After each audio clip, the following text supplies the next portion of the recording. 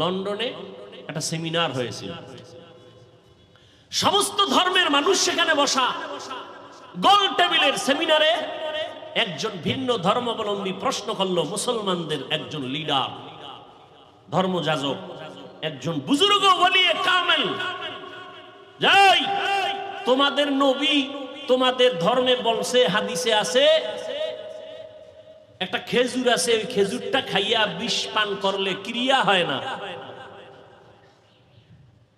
মুসলমান বলে হ্যাঁ আছে তো। এটা কি সত্য? বলে হ্যাঁ সত্য। দেখাবা? বলে পারবা? পারবো। দাও। আজওয়া খেজুর সামনে নিয়ে আসা হল। আজওয়া খেজুর 2, 3, 7টা খাইয়া এবার বিষ দিল তার সামনে। হাউজের ভেতরে বিষ পান করলো। বিষ পান করে দিব্যি আরামে বসলেন, মিটিং চালাইলেন। বিন্দু থেকে বিন্দু বিষ তার ভেতরে গিয়া কোনো ক্রিয়া করলো না। কুদরত কার? ভাইরা আমার, আল্লাহ তো এখনো হেফাজতের দরজা খুলেছেন। সিলেটের জমিনে শাহজালাল রাহমাতুল্লাহ আলাইহি গৌর গোবিন্দের মোকাবেলা করতে গিয়ে কোনো বেতের বাড়ি লাগে নাই, অস্ত্র লাগে নাই। পুঁজি ছিল তাহাজ্জুদের আযান, নামাজ আর চোখের পানি আর ফজরের নামাজের আযান।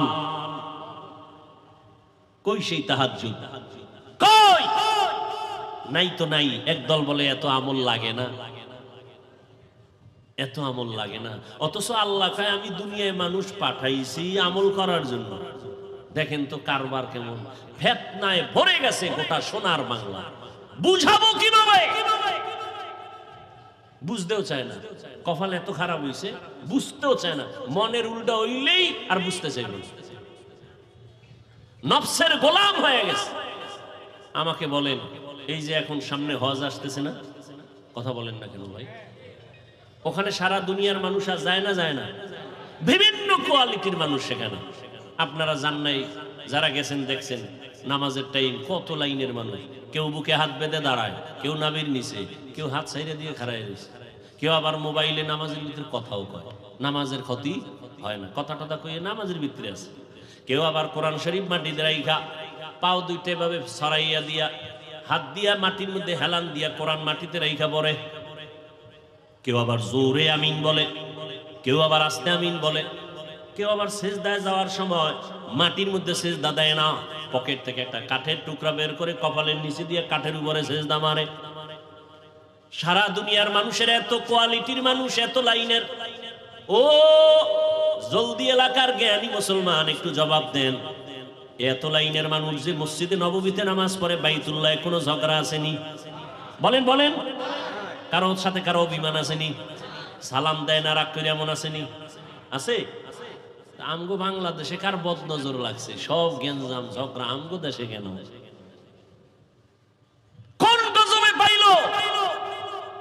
কোন অভিশাপ লাগলো কপালে? আমি পাস করলি পড়লাম, কাউকে কিছুই বলি না। ও যুবক, অন্য টুপির বিরুদ্ধেও বলি না, যারা টুপি দেয় না তাদেরও হিংসা করি না, কিছু বলি না, দেখলে সালাম দেই। বলো তুমি পাস করলির বিরুদ্ধে বলো কেন? আমি কওমি মাদ্রাসার সন্তান আলিয়ার বিরুদ্ধে বলি না, স্কুল কলেজের বিরুদ্ধে বলি না, বলো তুমি কওমির বিরোধিতা করো কেন? আমি নবীরে দাঁড়াইয়া ইয়া নবী সালামু আলাইকুম বলে সালাম দেই না, দাঁড়াইয়া যারা দেয় তাদেরও গালি দেই না, বলো তুমি আমারে গালি দাও কেন? আমি তাবলীগের লাইনের সন্তান, আমি পীর সাহেবের মুরিদ। যারা পীরের কাছে যায় না, তাবলীগে যায় না, তাদের গালিও দেই না, হিংসা করি না, দেখলে সালাম দেই। বলো তুমি তাবলীগের বিরোধিতা করো কেন? বিবেকের কাছে একটু কথা রেখে গেলাম, বেয়াদবি ক্ষমা চাই। কেউ আমার দূরের না, যারা কালেমা পড়েছেন আপনারা আমার কলিজার আপন। আপনারা কেমন আপন? আওয়ামী লীগ বুঝি না, বিএমপি বুঝি না, আলিয়া কওমি বুঝি না, আমার কথা একটা। বলেন আপনাদের আল্লাহ আমার আল্লাহ দুই না এক? সবাই একমত?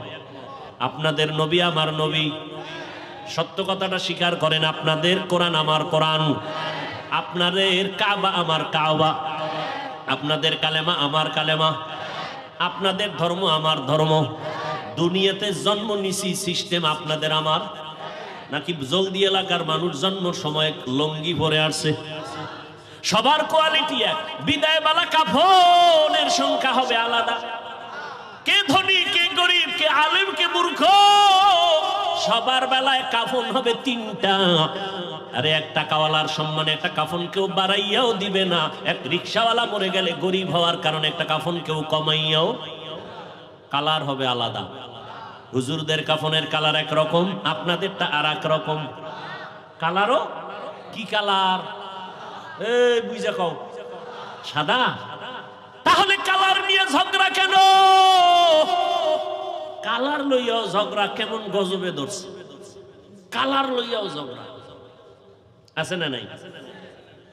ইন্তেকালের সময় সবার কাফনের কালার হবে এক। কি কালার? লেখা থাকবে উপরে বড় হুজুরের লাশ, এমপি সাহেবের লাশ, কে ধনী, কে গরিব, কে হুজুর, কে হুজুর না, কে ইমাম, কে মুক্তাদি, কে ডাক্তার, কে রোগী। যতই আজকে বক্তা বক্তা ভাব দেখাই না কেন, টাকার আর ক্ষমতার গরম দেখাও না কেন, সাদা কাফনে ঢুকলেই সব বাহাদুরি বন্ধ হয়ে যাবে।